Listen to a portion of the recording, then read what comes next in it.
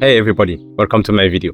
First off, I would like to thank all of you for subscribing to my YouTube channel. It is really amazing to see all of your support I am getting for this project. So in this video, I will show you how I created all of my samples and loops and that anyone can access it through my website, link in the description below. So for those who wonder how I make my sample pack and how I get to create unique tracks myself that you can check out, I will put a link to my DJ channel so you guys can go check it out. I make live video showing how I create my tracks. So before I jump into explaining how I make my samples, I would like to point out the hardware that I'm using to create the samples. And I have actually had a lot of hardware in the past that I sold because having too many hardware can be overwhelming for some, especially for myself.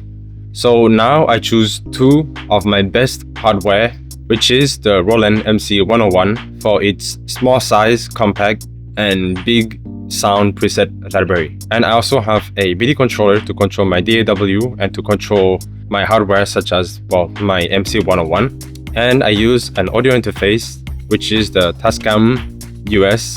It is a 4-in, 4-out audio interface. I also have a drum set, which is a Tama Pancake, and I got myself some egg shaker from CMC. And of course, to never forget, microphone drum set. And last but not least, my Roland Hansonic HPD20.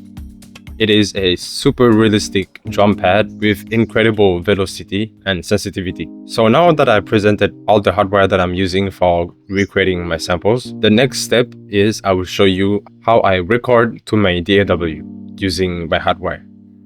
Alright, so let's get started. What I have in front of me, it's my Roland Hansonic HPD20, well, my computer of course, in which I run FL Studio, and my Tascam US 4x4 HR audio interface with 4 inputs and 4 outputs. From my Roland Hansonic HPD20 goes to my audio interface, and from there I can record to my DAW, which is FL Studio. Okay, so here we are. I just created a project, so I like to put at 120, and then later on, like users or even myself, I use my own sample pack to then manipulate. Maybe when I'm making a track, I do it in 122 or 124 and so on. And then you can just basically stretch the sample to fit your BPM of your project pretty easily.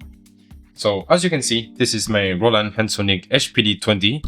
It is a super realistic, supernatural drum pad in which it has a lot of very cool and nice sound, super sensitive as well. The velocity is really nice. When you put your hand on one side and you play a note on one of the pad, it actually take into consideration. As you can see, this is my own sample pack that you guys can download now on my website. Me personally, I really like playing with percussion sounds and loops. For me, it makes my project sound unique. Yeah, unique compared to other producers. I have some bass and chord stuff, but it's very little. I mostly like to create my own using my MIDI controller and my Roland MC101. I like to select like this, and then I go here, and then this is from my audio interface. I connected using 2-channel output from my drum pad, the Hansonic, into 2 input on my Tascam audio interface. And normally now you can make them straight.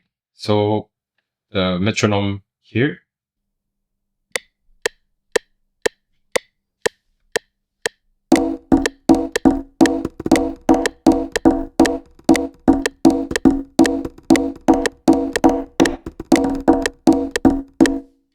Something like this.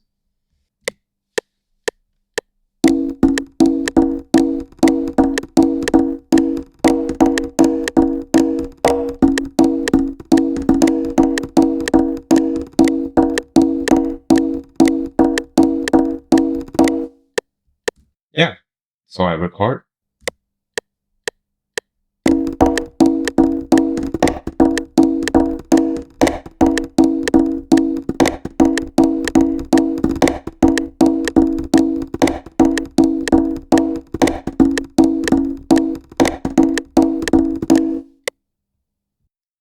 You know, something like this. Pretty simple. So sometimes I like to quantize my audio. So I go here, click Command Q. Here it is. It's super easy. You come here, project, my project, and then you have all of your project library. And basically the sample is already done. So what I like to do now is I basically layer multiple sound.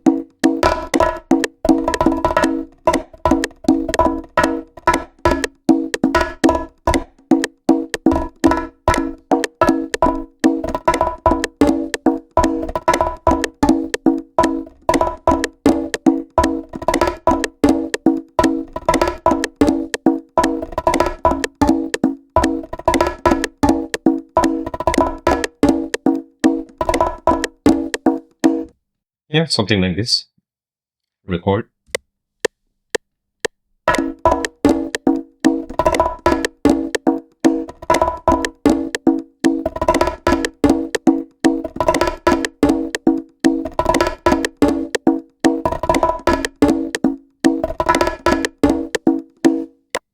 Okay. The HPD is actually so difficult to use because it's so sensitive. So this one actually came out in 2013, and I bought it here in Thailand. And ever since, I just take it with me. Back in the days, I used to make to do gigs with my band, my friends, and so I learned how to use it properly. And I think now that I master it, this is a way for me to share my passion to everybody.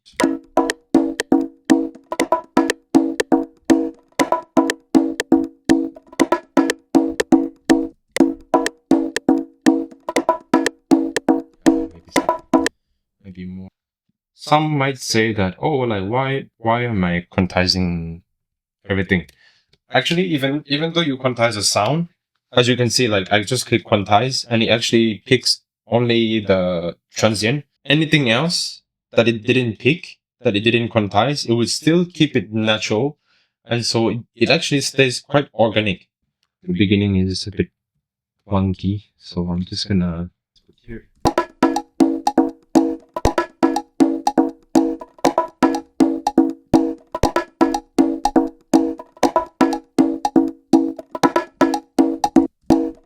That's it for now for the video, explaining a little bit of my workflow and how I do. I don't want to make this video too long, so I think I'm gonna stop here. And alright, so well, this is basically how I make my stuff, and you guys can access this for free, available now on my website.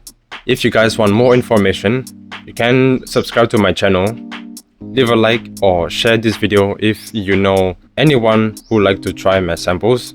And if you guys want to stay updated with Samples Pik, you can visit the website link in the description below. I also drop monthly promo code for some sample pack and for downloading my mastered track through my record label, the Noir Production. And if you guys are looking for cool, unique DJ track or samples for your music production, this is the place to be.